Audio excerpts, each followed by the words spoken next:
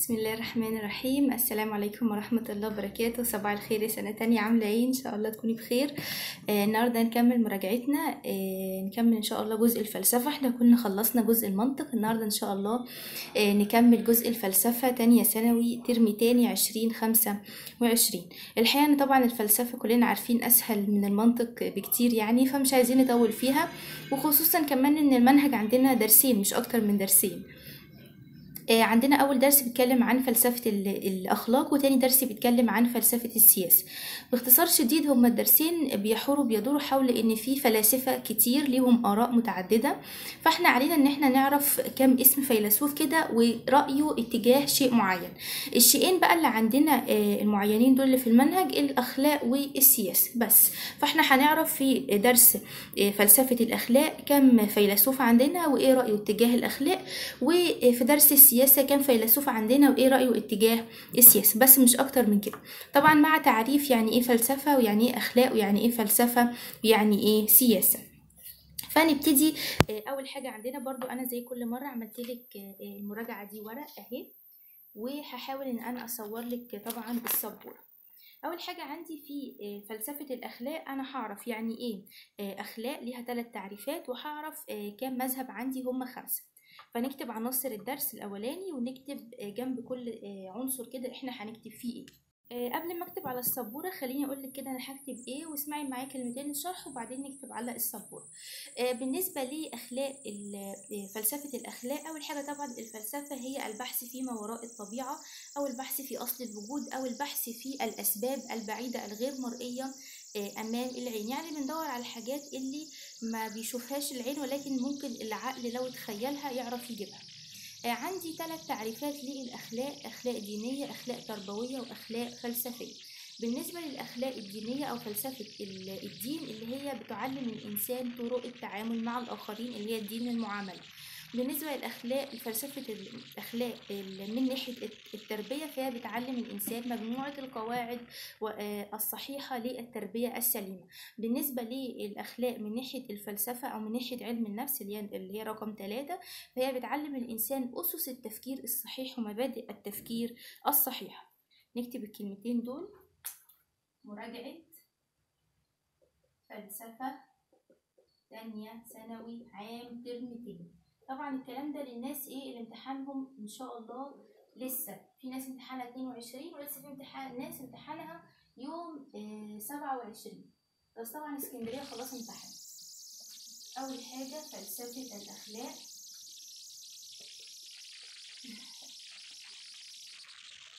عندي تعريف فلسفه الاخلاق من 3 زوايا: الزاوية أو الاتجاه الديني، والزاوية أو الاتجاه التربوي، والزاوية والاتجاه الفلسفي.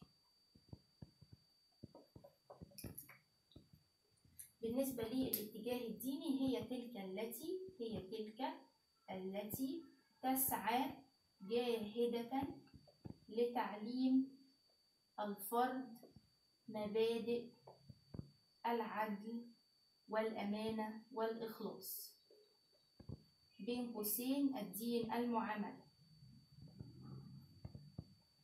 بالنسبة للزاوية التربوية هي التي تعلم الفرد قواعد التربية السليمة. بالنسبة للزاوية الفلسفية هي التي تعلم الفرد أسس ومبادئ التفكير الصحيح.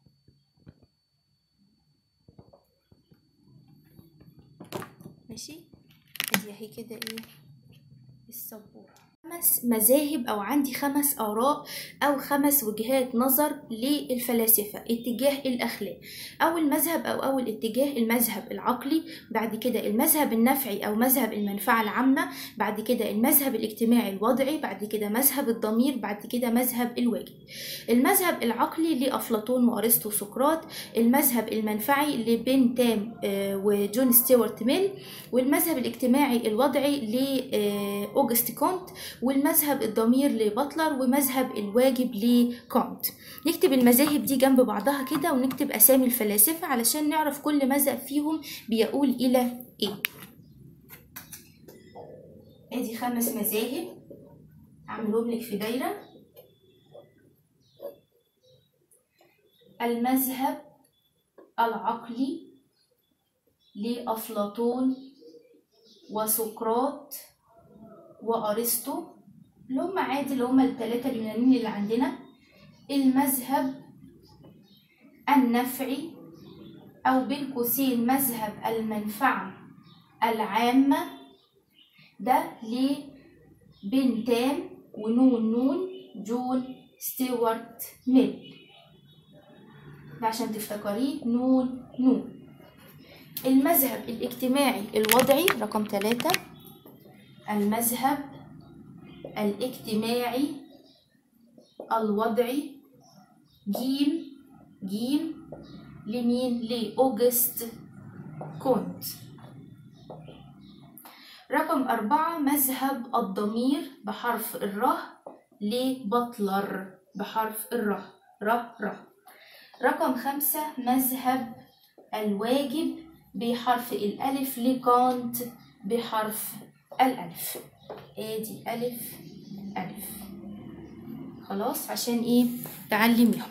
انا بفصل الحاجه وبصور لك السبوره عشان احط لك السبوره في الريلز عشان ما يبقاش الورق بس. المذهب عندي سنه تانية وهو مذهب العقل او المذهب العقلي. باختصار شديد المذهب ده عبارة عن حدوتة كده ما بين قوتين، القوتين دول سقراط والسوفسطائيين. باختصار شديد السوفسطائيين دول عملوا مش عملوا يعني هم طبعا السوفسطائيين دول احفظيها عندك عشان بعد كده لو دخلتي فلسفة قسم فلسفة يعني تبقى عارفاها. هم طريقتهم قلب الحق باطل وقلب الباطل حق. السوفسطائيين قالوا ان الانسان اللي يجي من وراه منفعه يبقى انسان خير، والانسان اللي ما بيجيش من وراه مصلحه يبقى انسان شر. وحطوا بين قوسين مقوله ان الفرد هو معيار الاشياء جميعا. يعني ايه كلمه الفرد هو معيار الاشياء جميعا؟ يعني لو الانسان ده بيعمل حاجه كويسه او بتيجي من وراه مصلحه او بيجي من وراه خير فاذا هو انسان خير. لو الانسان ده ما بيجيش من وراه مصلحه او ما بيجيش من وراه خير اذا هو انسان شر. طبعا سقراط ما عجبوش الكلام ده، وعندنا احنا كان ايام منهجنا هاجمهم باسلوب اسمه اسلوب التهكم والتوليد. انت ما عليكيش اسم الاسلوب لكن عليكي هو هاجمهم ورفض الطريقه بتاعتهم دي وقال لا ده بدل الانسان هو اللي معيار الاشياء جميعا هنحط الفضيله هي معيار الاشياء. اذا تتبع الانسان الفضيله اصبح انسان خير، اذا لم يتتبعها فهو انسان ليس بخير بس هو ايه حر في ذاته. وعمل قسم النفس البشرية لحاجتين، يا إما نفس شهوانية وإذا انتصر الإنسان في هذه الشهوانية عليها أصبح يتمتع بقسط من العفة، وإنسان غاضب يعني عنده ثورة من الغضب وبيغضب بسرعة، وإذا انتصر على هذه القوة الغضبية أصبح يتملك شيء من الشجاعة.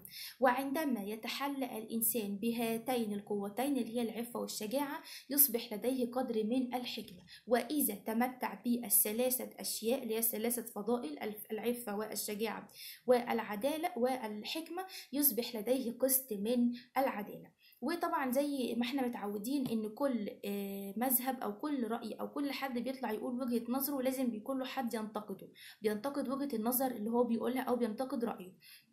فعندنا تعقيب ونقد لهذا المذهب اللي هو المذهب العقلي اللي يخص سقراط وأرسطو.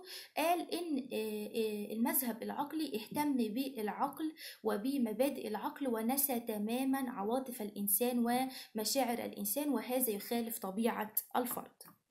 ده باختصار شديد المذهب العقلي، لأن احنا عارفين إن الفلسفة أسهل بكتير من المنطق، فأنا مش عايزة أطول لك وقت المراجعة عشان ما تزهقيش. المذهب العقلي لسقراط ضد السوفسطائيين. السوفسطائيين قالوا ايه وسقراط قال ايه؟ السوفسطائيين قالوا ان الفرد هي دي الجملة هو معيار الاشياء جميعا، اذا اتى بخير فهو إنسان خير، إذا أتى بخير فهو إنسان خير، وإذا لم يأت به فهو شر. وإذا لم يأت به فهو شر. ماذا قابلهم؟ قابلهم سقراط برفض هذا المبدأ وإحلال بدلا منه أو تبديله، وإحلال بدلا منه أن الفضيلة واحدة وهي التي تعد معيار الأشياء. باختصار شديد ده وجهة نظر سقراط وده وجهة نظر السوفسطائيين. ماشي. ما هي تلك القوة؟ ما هي تلك القوة التي تتصارع فيها النفس البشرية عند سقراط؟ هقسمها نصين وهطلع سهمين كده زي ما هتشوفي. أول حاجة الشهوانية وتقابلها الفضيلة العفة، وهنا الغضبية وتقابلها فضيلة الشجاعة. ونعمل ملحوظتين بقى جنبهم نجمة. إذا تحلى الإنسان بهاتين القوتين أصبح لديه قسطا من الحكمة. الملحوظة اللي بعد كده إذا تحلى بالثلاث قوات بين قوسين اللي هي العفة الشجاعة الحكمة أصبح لديه قدر كبير من العدل. طيب ايه هو نقد هذا المبدأ او ما التعقيب على هذا المبدأ؟ هاجي هنا واقول التعقيب. انا حاولت اعمل لك المذهب كله في سبوره واحده عشان يبقى قدامك مره واحده، ما حبيتش ان انا اجزأهولك. التعقيب على هذا المبدأ ان هذا المذهب أغفل عواطف الإنسان واتجه للمبادئ بشكل غير صحيح. بس كده، شكرا من هذا المذهب. نشوف المذهب اللي بعده هو المذهب النفعي. مذهب عندي سنة تانية وهو المذهب النفعي، وده سهل خالص في جملتين بالظبط.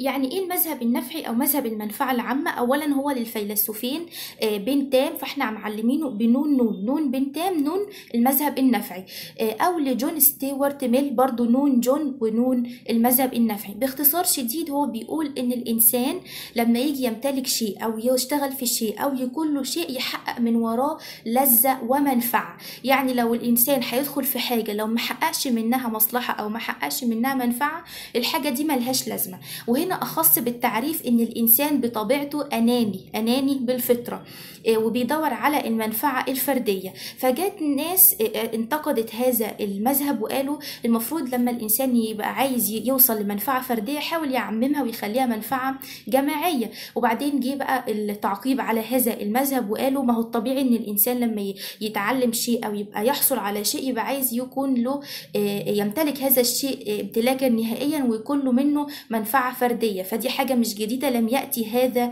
المذهب بجديد، لذلك في ناس بتسمي المذهب النفعي ده مذهب عقيم. تاني حاجة المذهب النفعي أو بين قوسين مذهب المنفعة العامة، وهو بحرف النون يبقى ليه بن تام أو جون ستيوارت ميل. ماذا ينص هذا المذهب وما نقد المحدثين وما التعقيب عليه؟ الذي ينص هذا المذهب أن الإنسان أناني بالطبع والفطرة، يحاول تحقيق لذة أو منفعة من وراء الأشياء. طيب ما قول المحدثين يعني الناس اللي جت حديثا على هذا المبدأ أو على هذا المذهب؟ محاولة تعميم المنفعة من المنفعة الفردية إلى المنفعة الجماعية، إلى المنفعة الجماعية. ماشي. ما هو النقد أو ما التعقيب على هذا المبدأ أو هذا المذهب؟ التعقيب هو أن الإنسان بطبيعته يمتلك الأشياء فلا جديد، لم يأتي هذا المذهب بجديد. ماشي، ده كده المذهب النفعي. بصي، هو بشكل كبير يعني اللي بيبقى في الامتحان محط أسئلة المذهب العقلي ومذهب الضمير والواجب، بس ايه انا برضو بنقوله علشان المنهج. ثالث وهو مذهب الاجتماعي الوضعي. المذهب ده برضو سهل جدا. يعني ايه ملخص مذهب الاجتماعي الوضعي؟ اول حاجة ان المجتمع هو المصدر الاعلى للقيم، يعني الناس بتعرف الصح من الغلط وبتعرف القيم والمبادئ والاخلاق من المجتمع. تاني حاجة ان الانسان بيتعامل مع يعني استنى اجيبهولك اهو. ان الانسان بيتعامل مع المجتمع بعاداته وتقاليده، والمجتمع بيتعامل معاه برضو بنفس العادات والتقاليد، فبيحصل ما بينهم تبادل. يعني مصدر الاخلاق او اتجاه الاخلاق في هذا المذهب من المجتمع، اللي هو انت بتنزل الشارع تتعامل مع الناس تتعامل معاك، خلاص انت كده بتبقى اتعلمت الاخلاق. فطبعا النقد قال في مغالاة او في نظرة زيادة عن اللزوم ان المجتمع هو مصدر الاخلاق، لان في ناس ما بتنزلش الشارع كتير، او في ناس يعني ما بتقتنعش بنظرة المجتمع، النظرة العامة، بتبقى ليهم وجهات نظر خاصة، فمش هينفع نثبت بس على ان المجتمع هو المصدر الوحيد للقيم او للاخلاق. فده كان المذهب الاجتماعي الوضعي، سهل اوي مفيهوش اي حاجة. رقم 3 مذهب او المذهب الاجتماعي الوضعي، جيم اجتماعي وضعي، جيم أوجست كونت. طبعا أوجست كونت احنا خدناه بالتفصيل الترم الأول في مؤسسين علم العمران البشري أو في مؤسسين علم الاجتماع. ماذا يقول أو ماذا ينص مذهب الاجتماعي الوضعي؟ المذهب الاجتماعي الوضعي ينص على أن المجتمع هو مصدر القيم، دي رقم 1. رقم 2 أن العادات والظواهر التقليدية هي التي تنشأ عليها أسس الأخلاق. طيب، هل في حد نقد هذا المذهب؟ النقد هو مغالاة الاجتماعيين لنظرة المجتمع هو مصدر الأخلاق أو هو المسؤول عن الأخلاق، في حين أن الإنسان يستطيع تلقيها من مصادر أخرى. أنا يهمني تفهمي، لأن المذاهب دي فهم مش حفظ، تعرفي كل مذهب وتعرفي اسم الفيلسوف ويا دوبك بينص على ايه، لان هي مش صعبه قوي للدرجه دي. ماشي. عندي وهو مذهب الضمير. انا كده يتبقى لي حاجتين في هذا الدرس ويخلص. مذهبين، مذهب الضمير ومذهب الواجب. الحقيقه ان مذهب الضمير ده مهم قوي. ليه؟ لان تعريف الضمير مهم. ما هو تعريف الضمير؟ هو قوه كامنه داخل الانسان، هي التي توجه سلوكيات وافعال الانسان، وهي التي تجمح وتقبح اهواءه وشهواته وتضبطها وتساعد في تعديل سلوكه وتعديل اتجاهاته الى الافضل. طبعا مذهب الضمير ده حاجه غير مرئيه، موجوده جوه الانسان، وهنعرف ليه انا بقول لك كده في النقد بتاعه. هل ليه الضمير وظائف؟ يعني المذهب ده ليه مهم؟ هل له وظائف؟ ليه وظيفتين. اول وظيفه ان المذهب امر ناهي او وظيفه امره ناهيه، وتاني وظيفه ان المذهب الضمير ده مذهب عقلي نظري. يعني ايه وظيفه الامره الناهيه؟ ده هتحسيها مثلا لو انت ليله الامتحان ولازم تذاكري، فانت مفيش اختيار تاني غير ان انت يا تذاكري يا ما تذاكريش، فهتنجحي يا ما تنجحيش. هنا بقى ساعتها ضميرك بقى بينقح عليكي، فساعتها القول اللي هيقوله لك ضميرك ده هيكون بمثابه امر واجب التنفيذ عليكي، لازم تنفذيه. ولذلك هم استنتجوا واستنبطوا من هذا الشعور الغير مرئي ان الانسان ضميره ده بالنسبه له قوه امره ناهيه. افعال الضمير تعد من الاوامر والنواهي، لا نقاش فيها ولا جدال، هتعملي كذا او مش هتعملي كذا. دي كانت الوظيفه الامره الناهيه، ان اقوال الضمير اقوال وعبارات ملازمه له ولها قوه التنفيذ. طيب الوظيفه العقليه النظريه يعني ايه؟ ان الضمير ده بيحتم على العقل انه يستخدم المبادئ الصحيحه للتفكير، ومن ثم المبادئ الصحيحه للتنفيذ. لا دخل للشعور ولا دخل للعواطف ولا دخل للحاجات دي خالص، ولا ميول الانسان ولا رغبات، ولا انا بحب الحاجات دي او ما بحبهاش. هتعمل كذا يعني هتعمل كذا، لا نقاش فيها ولا جدال. طبعا كل مذهب عندنا له نقد. كان النقد لمذهب الضمير هو ان مش كل الناس عندهم الضمير بدرجة صح بدرجة واحدة. هناك فروق فردية بين الانسان والاخر، وبالطبع هناك فروق بين ضمير الانسان والاخر، وبناء عليه الضمير ليس شيء عام مشترك بين جميع الناس، هو مختلف باختلاف الاشخاص. دي اول دي اول نقد. تاني نقد ان مفيش حاجة ان كل الناس اتفقوا عليها عشان بناء عليه انا احط لها معيار لو حد خالفها. يعني ايه؟ يعني مثلا وانتي نازله مشوار، فكل الناس يا هتركب مشروع يا هتركب تاكس يا هتركب مثلا عربيه. لكن مثلا مفيش مشوار انتي بتروحيه لازم له مواصله واحده. اهو الضمير عامل كده، في مشوار انتي بتروحيه بكذا وسيله مواصله، الضمير برضو زيه، في حاجه معموله كل بني ادم له وجهه نظر فيها، فاذا هو مش حاجه عامه ومشتركه عند كل الناس عشان يتساووا فيها وكلهم يتفقوا عليها. إذا رقم 4 عندي أو المذهب الرابع وهو مذهب الضمير. مذهب الضمير بحرف الراء للفيلسوف بطلر بحرف الراء. أول حاجة بعرف ما هو الضمير. هو قوة كامنة داخلية توجه الإنسان للسلوكيات الصحيحة وتجمح شهواته وغرائزه. ادي كده ايه ده تعريف الضمير. تاني حاجة عندي وظائف الضمير. ليه الضمير انا بعملها لك احاول اعملها لك في سبورة واحدة. وظيفتين للضمير، وظيفتين. اول وظيفة آمرة ناهية، تاني وظيفة عقلية نظرية. أول وظيفة آمرة ناهية، تاني وظيفة عقلية نظرية. الوظيفة الآمرة الناهية وهي أن أقوال الضمير الغير مرئية والمسموعة لدى الإنسان فقط، محدش سامع انت بيدور جواكي ايه، تعد بمثابة أوامر للشيء اللازم فعله ونواهي عن الشيء الغير مرغوب فعله. الغير مرغوب فعله.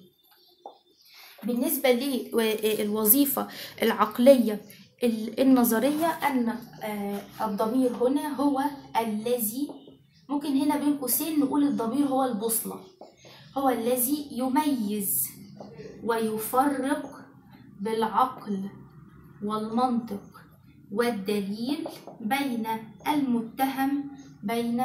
المتهم والبريء. هتلاقي عندك في الكتاب في الجدول. طيب ما هو النقد أو ما هو التعقيب على مذهب الضمير لبطلر؟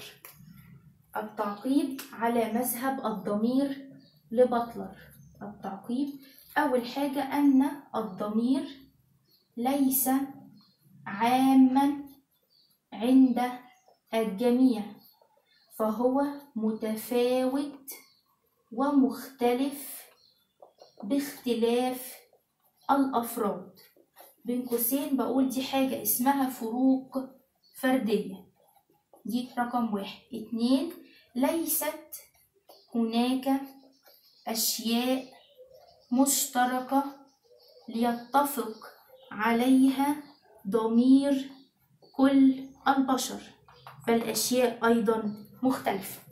ده كده مذهب الضمير بما فيه وما عليه في سبورة واحدة عشان تعرفي الفرق ما بينه وما بين بقية المذاهب. مذهب عندي في درسنا النهاردة أو في مراجعتنا النهاردة وهو مذهب الواجب. ما هو مذهب الواجب؟ لأنهي فيلسوف؟ يعني الواجب فيه حرف الألف للفيلسوف كانت بحرف الألف. باختصار شديد مذهب الواجب هو أن تفعل الشيء لأن هذا دورك ومسؤوليتك. طيب ممكن حد يجي يتلخبط بعد ما نعرف مذهب الواجب. ما الفرق بين مذهب الواجب ومذهب الضمير؟ مذهب الواجب أن القوة التي تفرض عليك واجباتك هي قوة خارجية، لازم يكون في حد من بره بيقولك قوم اعمل، قوم ذاكر، قوم صلي، قوم روح الشغل، قوم اعمل، ادفع الحاجة اللي عليك. ولكن الضمير هو قوة داخلية لا يراها أحد ولا يسمعها غيرك، عشان تعرفي الفرق ما بين مذهب الضمير ومذهب الواجب. طيب باختصار شديد ما هو مذهب الواجب؟ يتلخص في 3 نقاط. أول حاجة الإرادة الخيرة، أو يتم توضيحه ويتم شرحه في 3 نقاط. 1 الإرادة الخيرة، 2 أن الواجب أساس الأخلاق، 3 أن الواجب استجابة لإملاء العقل. الإرادة الخيرة بين قوسين اللي هي النوايا الحسنة، إن الإنسان بيعمل الحاجة اللي مش بيتصورها الناس، بس هو بيعملها عشان هو نيته خير إن هو يعملها. دي برضو إيه ناحية الواجب، بس دي ناحية أصلك إيه نفسية شوية، هي لا تخص الفلسفة بس إحنا قلناها إن الإرادة الخيرة رقم 1 أن الإنسان يفعل ما يتصوره العالم عنه دون أن يعلم العالم ما يفعله الإنسان، يعني حتة خيالية شوية. 2 الواجب أساس الأخلاق، ومن هنا بقى ده التعريف الحقيقي، أن الإنسان يقوم بواجباته ومهامه لأن هذا دوره ومسؤولياته، ولا ينتظر من أحد أن يذكره بما يكون عليه أو بما يتوجب عليه فعله. رقم 3 الواجب استجابة لإملاء العقل، لأن الواجب ده حاجة ضرورية وحتمية أن تقوم بها أو أن الإنسان يعملها. ومين في جسم الإنسان أو مين القوة المسؤولة عن الإنسان يقوم يعمل اللي وراه؟ العقل مش القلب. فهنا ساعتها بيقولك الإنسان يقوم بواجباته استجابة لإملاء العقل. طيب ما هو التعقيب على هذا المذهب؟ هو التعقيب على مذهب العقل اللي خدناه في أول المراجعة. المذهب العقلي اللي خدناه في أول المراجعة إماتة العواطف وشعور الإنسان، وهنا برضو إماتة عواطف وشعور الإنسان دي عاملة بالظبط زي حاجة الجيش، أو زي مثلا حد يقولك إيه أنت عليكي حاجة اعمليها، مالناش دعوة بقى أنت عيانة زعلانة متضايقة، مالناش فيه، ده واجب عليكي ومسؤول عليكي ودي مسؤوليتك فأنت لازم تخلصيها، مالناش دعوة بقى أنت فيكي إيه. وهنا إحنا بنقول إن مذهب الواجب هذا يحول الإنسان إلى آلة، يعني أنت هتتك على الزرار هتشتغل، هتتك على الزرار مش هتشتغل. فهو بيحول الإنسان إلى آلة عليه أن يفعل ويقوم بما يتوجب عليه فعله دون النظر إلى عواطف أو ميول ورغبات الإنسان. رقم 5 عندي أهو آخر مذهب وهو مذهب الواجب. مذهب الواجب ده بحرف الألف للفيلسوف كانت بحرف الألف، بين قوسين هقول المسؤولية. يتضح هذا المذهب في 3 نقاط. الإرادة الخيرة هتلاقي عندك في الكتاب كده ايه في جدول في 3 خانات. الإرادة الخيرة. 2 الأخلاق أساس الواجب، أو الواجب أساس الأخلاق، هما الاتنين حاجة واحدة متوجهين لعملة واحدة يعني. 3 الأخلاق استجابة لإملاء العقل. وهي بتيجي كده يعني، هو الاختيار بيجي انت عايز الكلمة دي فانت احفظيها بقى الكلمة دي كلها على بعضها، دي مش هتنفع ايه نتغاضى عنها، دي كده كلها حفظ على بعضها.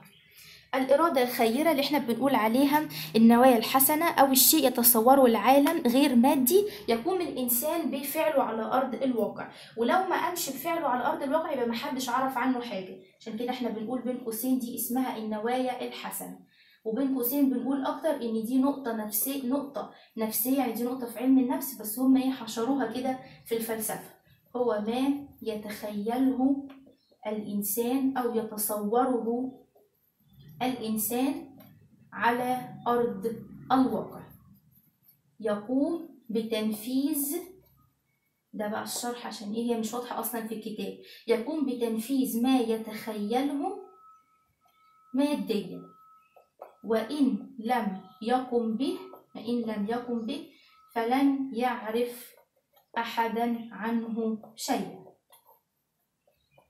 ماشي. رقم 2 وهي الأخلاق أساس الواجب، هو أن يقوم الإنسان بما يتوجب عليه فعله بسبب أو جراء دوره ومسؤوليته. دي هنا بقى ايه؟ الواجب حتمي وضروري. الواجب حتمي وضروري. رقم 3 استجابة لإملاء العقل، اللي هي زي وجهة النظر الضمير، إن هو عقلي نظري، وهو فعل الشيء دون أنا مش عايزة أكتبها لك زي في الكتاب بس ماشي. هو فعل الشيء دون اللجوء لرغبات وميول الإنسان. زي مثلا انت بتبقي بتحبي قسم معين، عايزه تدخلي القسم ده عشان انت بتميلي لهذا القسم او دماغك بتقول الى هذا القسم. يجي حد يقول لك القسم ده يا بنتي مفيش شغل منه بعد الكليه، القسم ده مش هيجيب لك فلوس، مش هيطلعك للدنيا، فانت هنا ساعتها غصب عنك لازم بتدخلي القسم اللي لما يخرج من الكليه تلاقي فيه شغل وتلاقي فيه ماده كويسه. هو فعل الشيء دون اللجوء لرغبات وميول الإنسان، هو إماتة عواطف الإنسان. ما التعقيب على هذا المنهج، أو ما هو نقد هذا المذهب؟ التعقيب على هذا المذهب هو يحول الإنسان إلى آلة. 2 لا وجود لميول واتجاهات الفرد. 3 دي من عندي بقى يقتل الإبداع. ليه؟ انت مش هتفكري بقى، خلاص مفيش تفكير، انت هتعملي كذا هتعملي كذا، فلا في تفكير ولا في إبداع، فهتبقى الحاجة مسخة ملهاش طعم. خلاص ده كده ايه المذهب الخامس والأخير عندنا في درسنا النهارده او في مراجعتنا النهارده. كده احنا خلصنا الخمس مذاهب اللي عندنا سنة تانية في مراجعة الدرس الأول. سريعا كده نفتكر، احنا كان عندنا حاجة اسمها فلسفة الأخلاق. عرفت يعني ايه هي الأخلاق، وعرفت ايه هي فلسفة الأخلاق اللي فيه 3 تعريفات، اللي هي الدين والتربية والفلسفة. وعرفت ايه هما الخمس مذاهب: المذهب العقلي لسقراط وقوته مع السوفسطائيين، والثلاثة الصراعات اللي هي الشهوانية الغضبية الحكمة والعدالة، وبعدين المذهب النفعي لبنتام وجون ستيوارت ميل، وإن الإنسان أناني بطبعه، وبعدين المذهب الاجتماعي الوضعي إن المجتمع هو مصدر القيم والأخلاق، وبعدين رقم 4 مذهب الضمير لبطلر، إن الضمير هو القوة الكامنة داخل الإنسان التي توجه سلوكياته وتجمح رغباته وشهواته.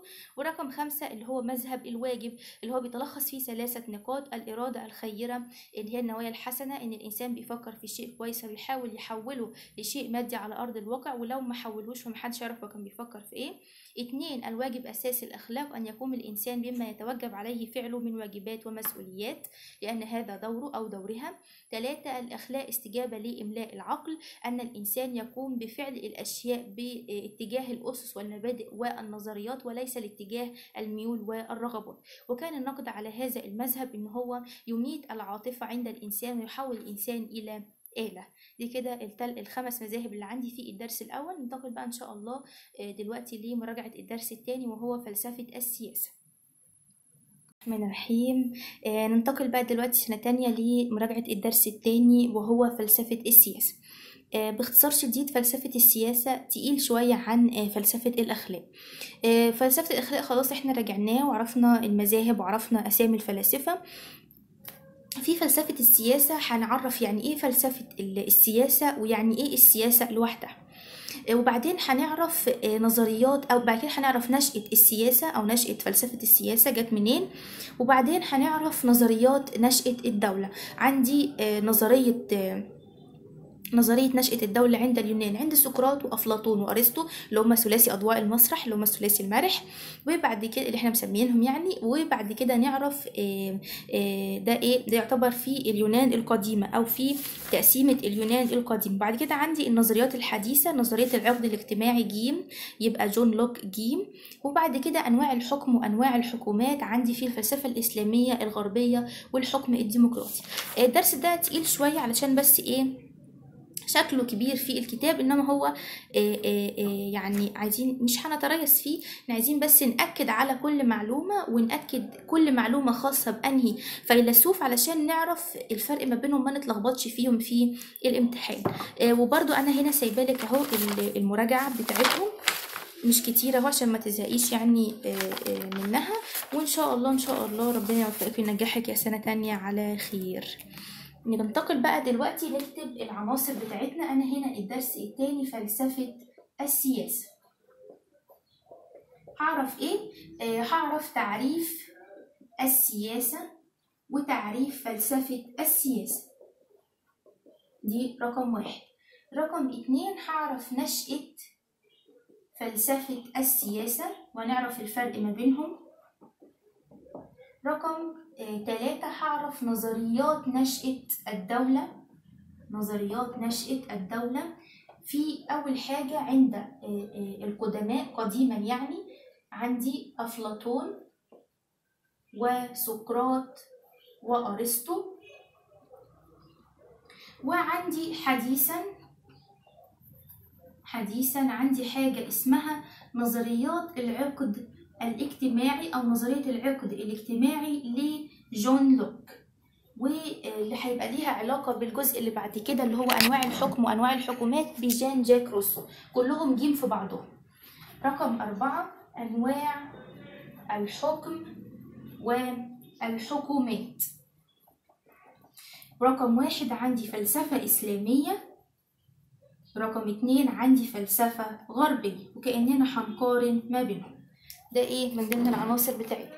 رقم 5 عندي الحكم الديمقراطي في العصر الحالي. دي ال5 نقاط اللي هنتكلم عنها في مراجعة فلسفة السياسة.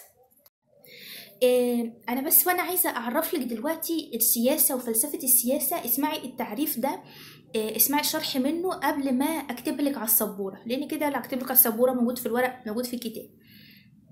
السياسة لوحدها بتوصف علاقات الدول ببعضها، بتوصف علاقة الحاكم بالمحكومين، علاقة الشعب بالرئيس، علاقة السلطات الداخلية المسؤولة عن الشعب وعن حكم الدولة ببعضهم. يعني باختصار شديد بتعرف الدولة بتمشي ازاي من الناحية السياسية، ده علم السياسة. الفلسفة السياسية طبعا الفلسفة يا جماعة دي عاملة زي البقدونس، حشرة روحها في كل حاجة. فانت هتلاقي في فلسفة سياسة وفلسفة أخلاق وفلسفة جمال وفلسفة خير وفلسفة حق. وفي سنة تالتة هتلاقي في فلسفة في الأنثروبولوجي وفلسفة في الكيمياء، وهتلاقيها داخلة في كل حاجة. فالفلسفة لما بتدخل على شيء بتبقى داخلة علشان تعرف الأسباب البعيدة، الأسباب الغير مرئية، الأسباب الخفية لهذه الأشياء، يعني بتبحث في أصل الوجود لهذا الشيء. فلما بندخل الفلسفة على علم السياسة ونقول بين قوسين دي اسمها فلسفة السياسة، فبتبقى هي مش بتوصف لك بقى، لان كده كده السياسه هي بتوصف لك اللي بيحصل. الفلسفه بتيجي تشخص لك امراض المجتمع السياسيه وتحط ايديها على مواطن الضعف او مواطن العقبات او مواطن المشكلات، وتعمل على ايجاد حلول لها بما يتلائم ويتناسب مع المجتمع. يعني لما تلاقي في علاقه شعب بالرئيس او علاقه حاكم بمحكومين غير صحيحه، تقوم باصلاح هذه العلاقه عن طريق وضع الاسس والمبادئ الصحيحه في نظام السياسة. لما بتلاقي علاقة الدولة بالدول الأخرى المجاورة الحدود فيها مشكلة، فبتبتدي تضع حدودا صحيحة وتضع أساليب صحيحة لإدارة وعلاقة الدول ببعضها. فالفرق ما بين السياسة وما بين فلسفة السياسة كلمة، إن السياسة بتوصف ظواهر المجتمع، أما فلسفة السياسة فهي تعمل على اكتشاف أمراض المجتمع ومن ثم تشخيصها ومن ثم إيجاد علاج وحلول له. خلاص هو الكلام يعتبر كلام طبي، ولكن هي موجودة في الفلسفة. فأول حاجة عندي تعريف، أنا هنا في فلسفة السياسة. الفرق بين أو تعريف السياسة دي حاجة كده لوحدها، وتعريف فلسفة السياسة.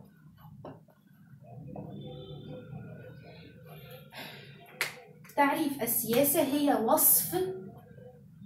وصف ظواهر المجتمع السياسي من علاقة حكام ومحكومين. 2 علاقة الدول بالدول المجاورة. طيب ما دور فلسفة السياسة بقى في هذا؟ خدتي بالك دي كده هنا كلمة وصف س ص، هتيجي بقى التانية فلسفة السياسة س س ص، اللي هي تشخيص أمراض المجتمع.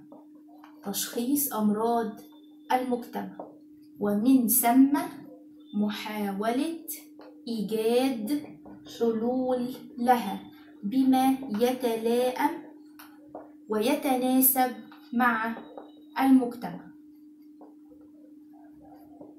زي ايه مثلا؟ هتلاقي عندك زي محاولة إصلاح، احنا هنا حكام ومحكومين، هنا محاولة إصلاح العلاقة بين الشعب ومرؤوسيه. اهي. 2 محاولة إصلاح علاقات الدول بالدول المجاورة. كل ده لك أنا يهمني الكلمتين اللي فوق اللي هي وكلمة وصف وتشخيص، تعرفي الفرق ما بين السياسة وما بين فلسفة السياسة. هعوجلك الكاميرا عشان تشوفيها اهي، تالي كده باينة. وهي نقطة نشأة السياسة أو نشأة فلسفة السياسة. يهمني إيه في النقطة دي؟ يهمني تعرفي حاجة مهمة قوي قبل ما أقول إيه في النقطة، إن فلسفة السياسة كانت موجودة في الحضارات الشرقية قبل الحضارات الغربية، ولكن لم تلقي لها بالا ولم تلقي لها اهتماما. وعندما اكتشفتها الحضارات الغربية بعد الحضارات الشرقية أعارت لها الانتباه وأثارت لها الآذان والأذهان، وتتبعتها بقى بعد كده في اكتشافات بقى صحف ومجلات وعلوم، وايه هي بقى فلسفة السياسة، ويعني ايه بقى من البداية بقى يعني ايه دولة، ويعني ايه حكم، ويعني ايه حكام، ويعني ايه شعب، ويعني ايه ديمقراطية، ويعني ايه ديكتاتورية. كل ده كانت الحضارات الشرقية عارفاه لكن تجاهلته، ما ألقتش له بالا. لكن جت الحضارات الغربية بقى اللي هي اليونان والإغريق اللي احنا عارفينهم فصصت هذه الأشياء. طيب امتى تم نشأة فلسفة السياسة أو تمت امتى؟ تمت في القرنين 4 و5 قبل الميلاد على يد فلسفة اليونان. ليه؟ لأن دي اللي التاريخ عمل لها البصمة، لكن من قبلهم كانت مكتشفها الحضارات الشرقية زيها زي كل حاجة. الحضارات الشرقية زي بابل وأشور هم اللي بيكتشفوا الحاجة الأول بس ما بيلقوش ليها بالا. يجي بقى الغرب هو اللي يهتم باشياء ويفصصها ويحللها، بعد كده الشرق ينتبه ان الحاجات دي كانت مهمه وان الحاجات دي كانت مفيده. فدي النقطه اللي انا بقولك عليها تعرفيها في نشأة فلسفه السياسه. تاني نقطه عندي في درس فلسفه السياسه هي نشأة فلسفه السياسه. نشأة فلسفه السياسه كانت في القرنين 4 و5 قبل الميلاد. دي أول نقطة. تاني نقطة على يد اليونان أو الإغريق اللي هي يعني الحضارات الغربية. هي بقى النقطة كانت أو تم اكتشافها على يد الحضارات الشرقية، ولكن لم تلقي لها اهتماما فحينما اكتشفتها الحضارات الغربية اللي هي اليونان والإغريق بين قوسين أفلاطون وسقراط وأرسطو، أوزعت لها الاهتمام. بدأت بقى تفهم بين قوسين ما هي السلطة، ما هي الدولة، ما هم الحكام، ما هم الملوك، ما هي الديمقراطية، وما هي الأرستقراطية وكل نظم الحكم، وتناولت كلا مما يخص الدولة بالتفصيل. بس ده اللي أنا عايزاكي تعرفيه في نشأة فلسفة السياسة، ده اللي يهمني ان انت تعرفيه، يعني مش بتيجي في الامتحان أوي. هنا بقى سنة تانية وايه، وتركزي لان هي دي الحتت المهمة. انا دلوقتي خلاص عرفت يعني ايه سياسة ويعني ايه فلسفة السياسة، وخلصت الصفحة الاولى اللي هي ايه فيها جدولين دي، وبعد كده الصفحة التانية فوق هتلاقي نشأة السياسة، ودي بردك ايه خلصتها، وبعد كده هتلاقي عندك تفريعات كده لنشأة الدولة احنا قلناهم. ندخل بقى نشوف دلوقتي ما هو نظام نشأة فلسفة السياسة بداية عند الحضارات القديمة اليونانية. اول حاجة عند سقراط. اول حاجة عند سقراط اللي احنا كنا واخدينه الدرس اللي فات، اللي هو عمل عركة مع السوفسطائيين. ظهروا تاني السوفسطائيين، مش عارفة وراهم ايه غير سقراط، ظهر تاني السوفسطائيين في هو بس هو الفرق هنا ان هو قالك اسم المكان اللي كان عايش فيه سقراط وهي اثينا، حكومة اثينا. ظهروا تاني وأشاعوا وعاثوا في أثينا الفساد ومظاهر كثيرا من الظلم الاجتماعي، وطبعا ما فيش إلا سقراط اللي بيعترض فحكموا عليه بالإعدام، وفعلا أعدم سقراط بعد أن هاجم كثيرا نظام السوفسطائيين. طيب هل سقراط عمل حاجة يعني تتقال في هذا الجزء؟ هو عمل ان هو هاجمهم باسلوب اسمه التهكم والتوليد، بس هو برضو مش جايبينه. طب مين تلقى بعد سقراط هذا؟ افلاطون. من اول افلاطون بقى تتنبهي لما قام به. افلاطون اتبع سقراط طبعا في مهاجمته للسوفسطائيين، كل حد بيجي بعد حد بيتبع الاسلوب اللي قبليه، دي حاجه معروفه يعني. عمل ايه بقى؟ عمل حاجتين. اول حاجه قال ان الانسان لا يستطيع ان يحيا بمفرده، لا يستطيع ان يلبي احتياجاته من مأكل ومشرب وملبس ومسكن بمفرده أو لوحده، يعني لابد أن يتعايش مع غيره. وقسم طبقات الدولة لهرم ثلاثي يتكون من 3 طبقات على الترتيب من الأسفل إلى الأعلى. أول طبقة طبقة المنتجين اللي هي بتحقق وبتوفر لكل الناس وليهم برضو المأكل والملبس والمشرب والمسكن. تاني حاجة طبقة الجند وهي المسؤولة عن حماية الدولة وحماية المواطنين. تالت طبقة وهي أعلى طبقة وأول طبقة في رأس الهرم وهي طبقة الحكام والملوك المسؤولة عن توجيه الدولة وسلطتها وحكومتها. حاجتين مهمين عملهم أفلاطون. أول حاجة قال إن إذا أراد يعني إن الإنسان يبقى لما يكبر يبقى إنسان صالح وإنسان عادل وإنسان فيلسوف، لابد أن يتربى منذ النشء منذ نعومة أظافره تربية صحيحة. وطبعا تتبع سقراط وعمل كتاب اسمه كتاب الجمهورية أو كتاب المدينة الفاضلة، اتكلم فيه عن المدينة الفاضلة الخالية من النساء. الحقيقة ان النقطتين دول انت بس تعرفيهم كده كمعلومات إسرائيلية، انما المهم تعرفي ان أفلاطون عمل قسم طبقات الحكم وقال ان الإنسان ما يقدرش يعيش من غير يعني ما يقدرش يعيش لوحده. عندي هنا أول حاجة نشأة الدولة أو سياسة الدولة عند الحضارات القديمة اليونانية اللي هم سقراط بالترتيب ده، أفلاطون، أرسطو.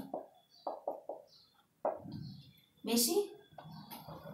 1 سقراط ظهر، أنا هكتبها لك أعملها لك حدوتة. ظهر السوفسطائيين في حكومة أثينا وعاثوا فيها الفساد والظلم الاجتماعي، وكالعادة تصدى لهم سقراط وهاجم أفكارهم، ولكنه هذه المرة قوبل بالحكم بالإعدام. تاني واحد بقى أفلاطون تلقى أو استكمل رحلة الهجوم على السوفسطائيين بعد أستاذه سقراط، وتناول نقطتين. نعملهم بقى، نطلع منهم سهمين او ايه، نشرحهم دول او نراجعهم. واحد، اول حاجة الانسان لا يستطيع ان يحيا بمفرده، فلا بد من ان يجتمع مع غيره. ليه بقى؟ لتوفير احتياجات المعيشة، بين قوسين من مأكل وملبس ومسكن.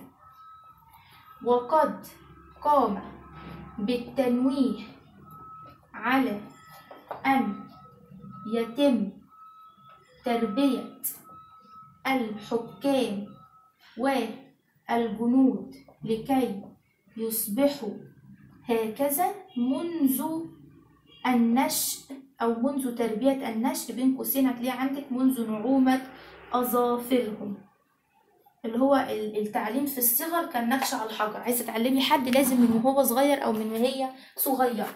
اتنين بقى، دي المهمة، قسم طبقات الحكم إلى 3 طبقات على الترتيب. 1، طبقة المنتجين اللي هي مسؤولة عن توفير احتياجات المعيشة اللي هي المأكل والملبس والمسكن. 2، طبقة الجند المسؤولة عن حماية الدولة أو حماية المهم إن هي فيها حماية. 3، طبقة الحكام أو الملوك المسؤولة عن توجيه الدولة. أعملها لك في شكل هرم عشان تبقي شايفاها، لو مش حابة الشكل اللي في الكتاب اللي هو الكلام النظري ده. أعملها لك شكل هرم أهي، 3 طبقات. أول حاجة الحكام والملوك فوق، وبرضه هتلاقيها في الورق عندك. تاني حاجة الجند، وتالت حاجة المنتجين. ماشي، ده كده أفلاطون وسقراط، سقراط وأفلاطون على الترتيب ده عشان كل واحد بيسلم التاني في سبورة واحدة. تالت فيلسوف عندي تتبعا لنظريات نشأة الدولة قديما عند الحضارات اليونانية بالتخصيص، وهو أرسطو. احنا كده خدناها بالترتيب: سقراط، أفلاطون، أرسطو. أرسطو برضو تتبع أستاذه أفلاطون، أفلاطون اللي تتبع أستاذه سقراط. تتبع أستاذه أفلاطون في إيه بقى؟ إن ما ينفعش الإنسان يعيش بمفرده، تمام، لازم يكون في حواليه حد يتوفر معاه احتياجات المعيشة.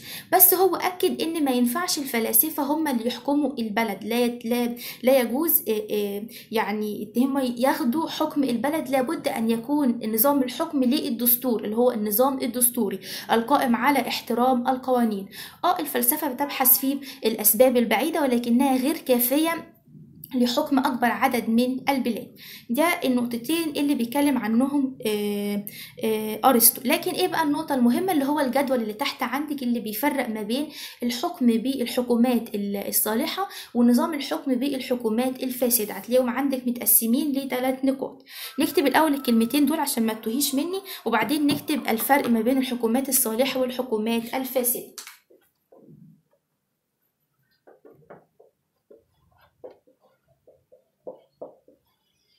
أجي هنا عندي رقم 3 أرسطو على الترتيب بعد أفلاطون وسقراط، وقد تتبع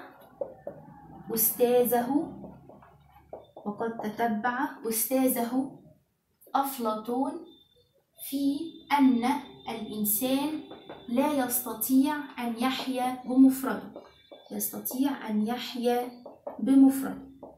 أمال رفض إيه؟ ولكنه رفض أن يؤول أو يرجع الحكم إلى نظام الفلاسفة، وأقر أن الحكم لا بد وأن يكون لنظام الدستور أو الحكم الدستوري بين قوسين، وهو الذي يحترم القوانين.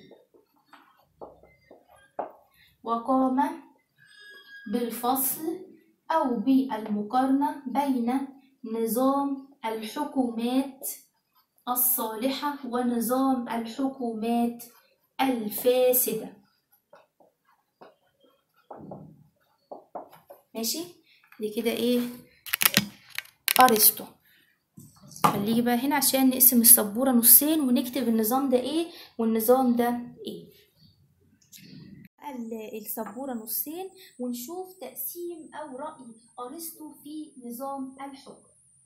هقسم كده بقى عندي السبورة نصين عشان هعمل مقارنة. دي هنا نظام الحكومات الصالحة وهنا نظام الحكومات الفاسدة. طيب ايه هو وجه المقارنة؟ دي هيكون ليها وجه، هي يعني في فرق بس ما فيش وجه مقارنة نقدر نثبتهم هما الاتنين. عشان كده انا عملتها لك اهو في شكل مربعات ان شاء الله تبقي شايفاها. الحكومات الصالحة اول حاجة عندي هنا هقارن ما بين نظام الحكم ملكي، دي اول نقطة. 2 ارستقراطي كده. 3 ديمقراطي. الناحية التانية في نظام الحكومات الفاسدة، أو ما بين قصاد كلمة الملكي هكتب طغيان، قصاد كلمة الأرستقراطي هكتب قلة غنية، قلة غنية. قصاد الحكم أو الجملة بتاعت الديمقراطي هكتب حكومات أو حكم فاسد أو غوغاء. هي دي اللي هتيجي في الامتحان؟ لا، عايز تحفظيها احفظيها. اللي هتيجي الكلام بقى اللي احنا هنكتبه دلوقتي. عند الحكومات الفاسدة يتولى الحكم فرد صالح. مقابلها في الحكومات الفاسدة عندما يتولى الحكم اللي هو الطغيان ده بيبقى اسمه ايه؟ فرد مستغل. بين قوسين يستغل السلطات والثروات لمصلحته الخاصة. لمصلحته الخاصة. طيب بالنسبة لنظام الحكم الحكومات الصالحة عند الأرستقراطية يعني إيه؟ يعني قلة صالحة هي التي تتولى الحكم. هي التي تتولى الحكم.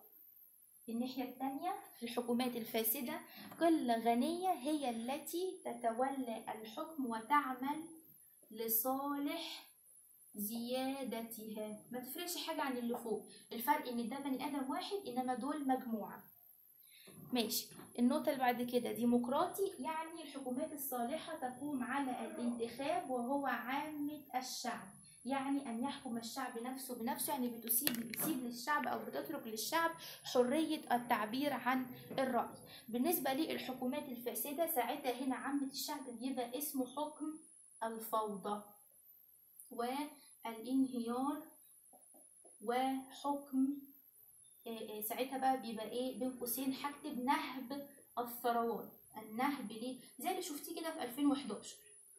ده ايه اكتر مثال. ما شفتيش بقى ممكن تعملي عليها بحث عن النت او تحفظيها كده عشان خلاص يعني.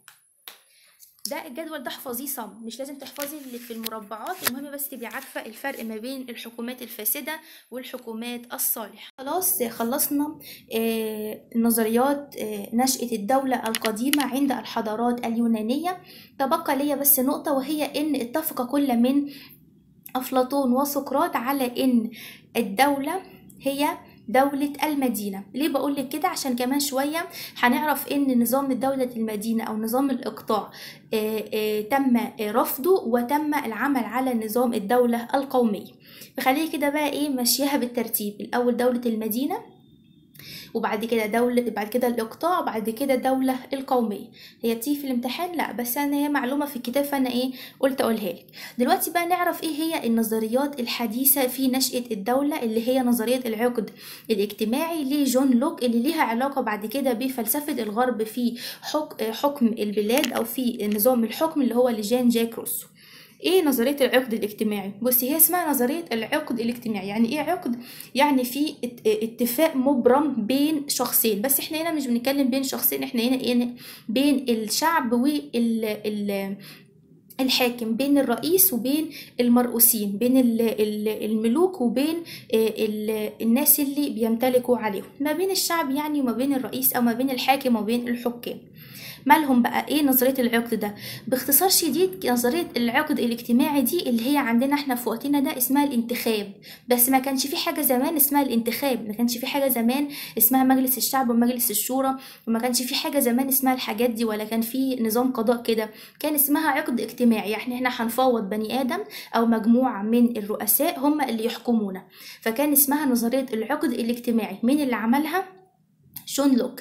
عمل ايه بقى؟ ان يفوض الشعب حقوقه وآراءه وحرياته لفرد او مجموعة من الافراد يثق فيهم او يكونوا على قدر من القسط لتحقيق العدالة.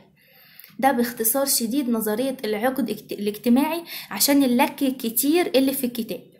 خلاص ماشي، تعالي نكتبها كده. من نظريات نشأة الدولة، ولكن هنا ايه بقى؟ الحديثة، بين قوسين نظرية العقد الاجتماعي.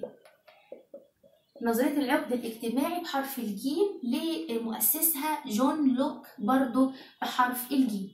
هو في الأساس اللي عملها جان جاك روسو، وعمل كتاب اسمه نظرية العقد الاجتماعي، ومنه اتخذت ان هي تبقى نشأة الدولة الحديثة. ده الأساس يعني، بس أنا بقولك اللي في الكتاب. خلاص ماشي.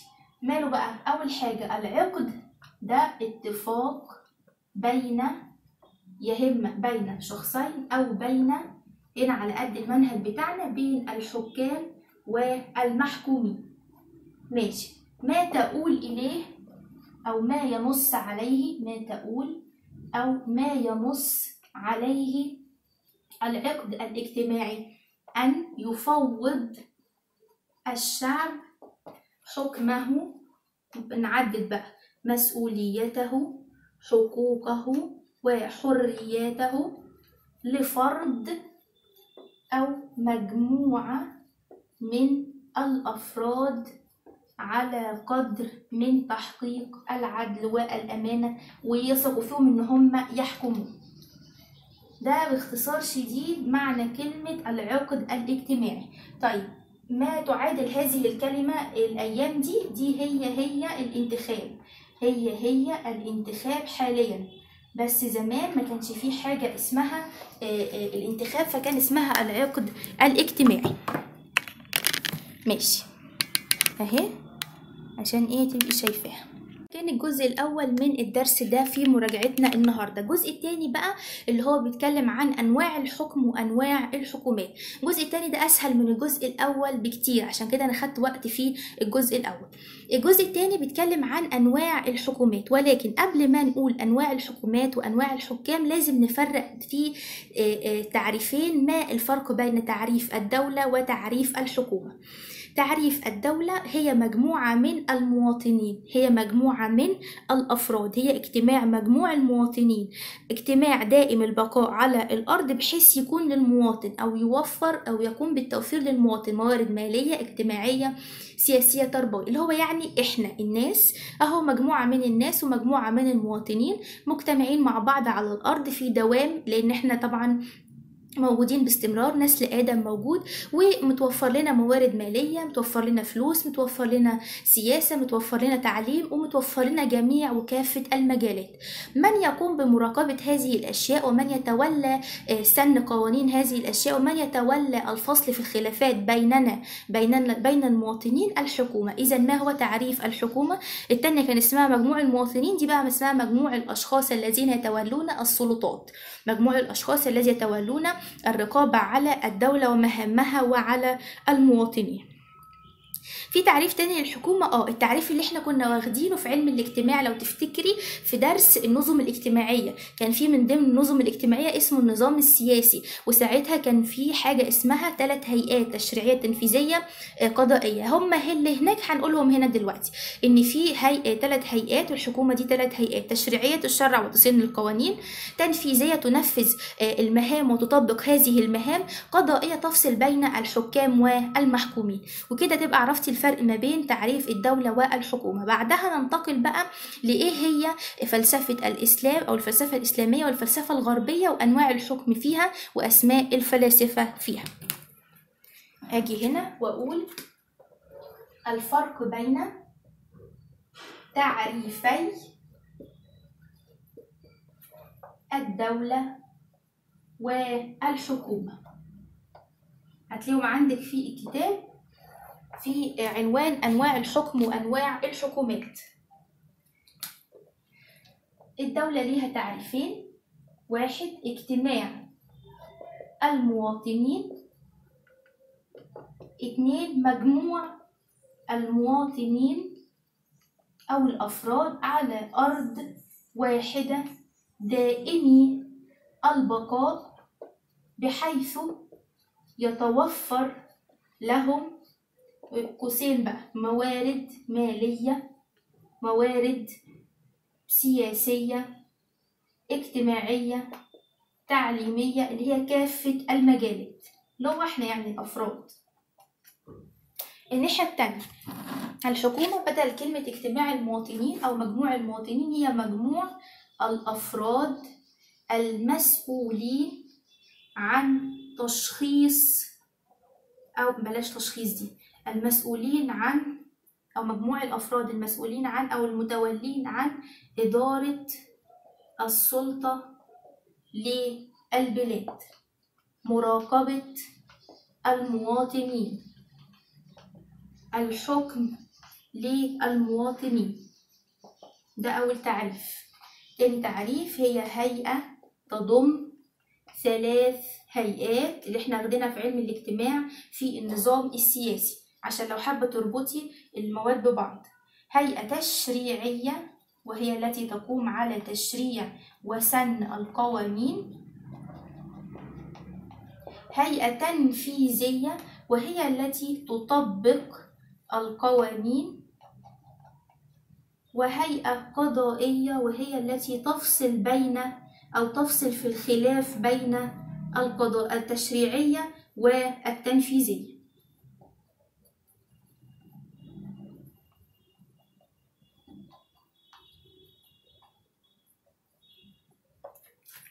ده لو حبوا يعني يغلسوا في الامتحان وجابوها، ولو ان الحاجات دي ما بتجيش، بس انا برضو ايه قلتلك.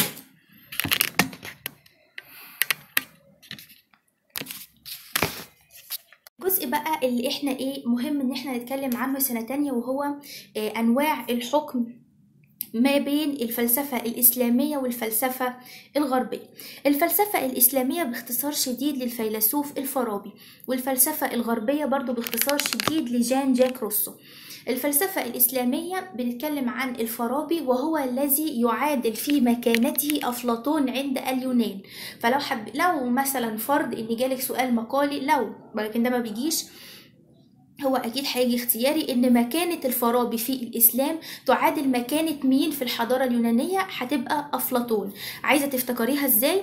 إن الفلسفة الإسلامية للفارابي، الفارابي بحرف الف، واللي بيعادل مكانته في الحضارة اليونانية أفلاطون اللي بحرف الف، عشان تفتكريها. أفلاطون كان عامل المدينة الفاضلة الخالية من النساء، الفارابي برضو عمل المدينة الفاضلة ولكن التي تقوم على تحقيق العدالة. ما كان وجهة نظر يعني الفارابي في الحكم أن يسود المجتمع وأن يسود الشعب حكم البلاد القائم على توحيد الأمة وتحقيق شرائع الإسلام والتربية الصحيحة وتحقيق العدالة والأمان، وشكرا. ده كده باختصار شديد الفلسفة الإسلامية عند الفارابي. طيب الفلسفة الغربية عند جان جاك روسو، التي لها علاقة أو التي تؤول في الأصل إلى نظرية العقد الاجتماعي، وتربطيهم بقى ببعض. جان جاك روسو هو القائم على كتاب نظرية العقد الاجتماعي، اللي اتخذت منه ونسبها لجون لوك، وعملها نظرية وقال ان هي دي اللي تقوم عليها سياسة الدولة. طب ما هي برضو هي ان الانسان يفوض لفرد او لمجموعة من الافراد الحكم، لكن هنا بس في جملة هي اللي هتفرق: حرية الإنسان. قال إيه بقى ساعتها جان جاك روسو؟ قال إن الإنسان يولد حرا بطبيعته، ولكن سرعان ما يكبله المجتمع بالقيود، وإذا أراد الإنسان تحقيق هذه الحرية عليه أن يدمج أو يتحد فيه إرادته مع إرادة الجموع، مع إرادة الأفراد. فإرادة الفرد مع إرادة الأفراد تصبح أو تشيع في المجتمع الحرية. وكان برضو جان جاك روسو يقول حكمه إلى الديمقراطية، وهي الانتخاب، فأن يقوم الإنسان أو يقوم الشعب حكم نفسه بنفسه. أفتكر سهل أوي، ما فيهاش مشكلة خالص يعني. فلسفة السياسة عند الفلسفة الإسلامية والفلسفة الغربية.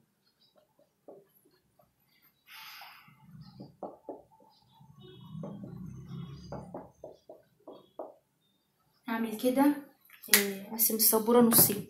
هاجي في الفلسفة الإسلامية وهطلع سهم وأقول على يد الفارابي، والفارابي اللي بحرف الف يعادل في مكانته أفلاطون اللي بحرف الف برضو عند الحضارة اليونانية.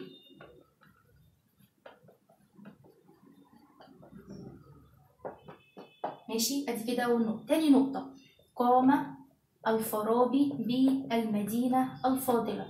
ما هي المدينة الفاضلة عند أفلاطون وعند الفارابي؟ عند أفلاطون القائمة على العدالة، عند الفارابي القائمة على توحيد الأمة. حاجة يعني إيه إسلامية شوية. توحيد الأمة وتطبيق الشرائع والأحكام. وتطبيق الشرائع والأحكام. خلاص، ده كده الفارابي. بالنسبة ده كده للفلسفة الإسلامية سهلة ما فيهاش حاجة. الفلسفة الغربية هي اللي فيها كلام شوية. أول حاجة على يد جان جاك روسو. ماله ده بقى؟ عمل إيه؟ القائم، أو ده هو ده اللي عمل كتاب العقد الاجتماعي، اللي بعد كده اتخذت واتعملت نظرية اللي احنا لسه قايلينها هناك على يد مين؟ جون لوك. ماشي، ايه بقى؟ هي برضو هي ان يفوض الفرد الحكم، بلاش الفرد دي، ان يفوض الشعب الحكم لفرد واحد او مجموعة بالانتخاب اللي احنا قلناه. الجديد فيها اللي هي كلمة او اللي هي الحرية. ايه بقى؟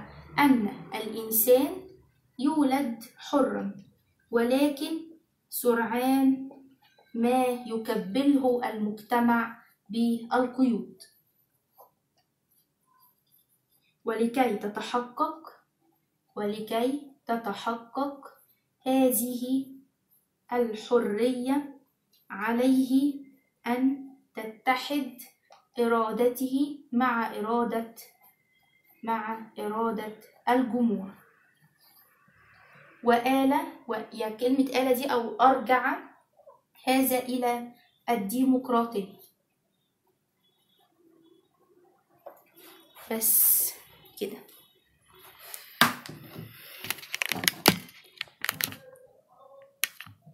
عندي بقى في المراجعة بتاعت النهاردة السنة تانية، وهي آخر جزء في الدرس الثاني، وهو الحكم الديمقراطي.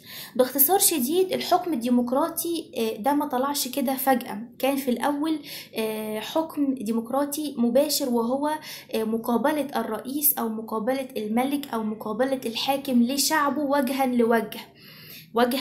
ليه كان هذا في المدن الصغيرة أو القرى الصغيرة أو الدول الصغيرة العدد، محدودة العدد، بما يسمح بمقابلة الرئيس أو الحاكم لشعبه وجها لوجه. ولكن في يعني بعد كده في العصور الحديثة، وكلما تقدم الزمن وكلما زاد عدد السكان، تم وقف هذه المقابلة أو النظام المباشر، وتحول لنظام غير مباشر بين قوسين اسمه التمثيل النيابي، أو بين قوسين اسمه الانتخاب. يعني إيه؟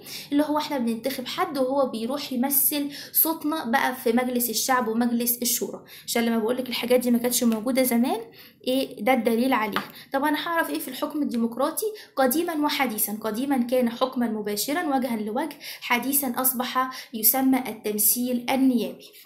هتلاقي عندك في الكتاب ايه، عامل لك جايب لك صندوق كده وحاطط لك فيه ظرف، اللي هي زي الانتخابات بالظبط. اخر حاجه وهي الحكم الديمقراطي في العصر الحالي. هقسم السبوره كده نصين واقول قديما وحديثا. قديما بين قوسين مباشر، حديثا بين قوسين غير مباشر. قديما كانت مواجهة أو مقابلة الحاكم، أيا كان اسمه بقى زمان، الحاكم، الرئيس، الملك، لشعبه مواجهة وجها لوجه، وجها لوجه، وذلك مسموح بسبب الدول الصغيرة العدد، الدول صغيرة العدد والمدن المحدودة. طيب حديثا، أكيد طبعا حديثا زاد عدد السكان، ومنه أصبح النظام المباشر للحكم غير ملائم، وتولى منه أو بدلا عنه النظام الغير مباشر. اسمه ايه بقى بين قوسين؟ اسمه ايه؟ التمثيل النيابي. اسمه ايه بقى برضو اكتر؟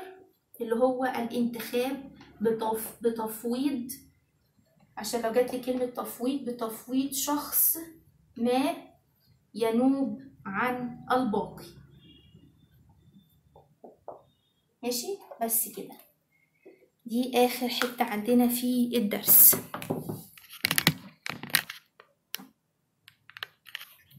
أنا خلصت المراجعة، خلاص سنة تانية. عرفنا عن فلسفة الأخلاق، ما هي تربية ودين وفلسفة، وعرفت عن المذاهب الخمسة: المذهب العقلي لسقراط، والمذهب النفعي لبنتام وجون ستيوارت ميل، والمذهب الاجتماعي الوضعي لأوغست كونت، ومذهب الضمير لباتلر، ومذهب الواجب لكانت. وعرفت الفرق ما بين الإرادة الخيرة والواجب أساس الأخلاق، والواجب والأخلاق استجابة لإملاء العقل. وعرفت إيه الفرق ما بين السياسة وما بين فلسفة السياسة.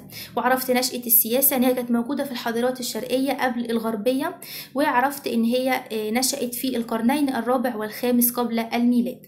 وعرفت الفرق ما بين نظرية نشأة الدولة عند سقراط في ظل حكومة أثينا، ومن بعد أفلاطون في تقسيم طبقات الحكم، ومن بعده أرسطو في الفرق بين النظام الحكومات الصالحة والحكومات الفاسدة. وبعد كده عرفت أنواع الحكومات عند الفلسفة الإسلامية للفارابي، وما يعادل أو من يعادل مكانته في الحضارة اليونانية اللي هو أفلاطون، والفلسفة الغربية على يد جان جاك روسو وارتباطها بنظرية العقد الاجتماعي لجون لوك. وبعد كده عرفت الحكم الديمقراطي والتمثيل النيابي، والفرق ما بين الطريقة المباشرة والطريقة الغير مباشرة في الحكم. إذا احنا رجعنا الدرسين، إن شاء الله كوني استفدتي بالمراجعة. ربنا يوفقك سنة تانية، إن كان بقى أنت امتحانك بكرة ولا يوم 27 إن شاء الله يتم على خير، وتنتقلي لسنة تالتة هتشوفي حاجات أفظع من كده في الفلسفة إن شاء الله. ربنا يوفقك ويوفقنا ويوفق الجميع. إلى أن ألقاك، السلام عليكم ورحمة الله وبركاته.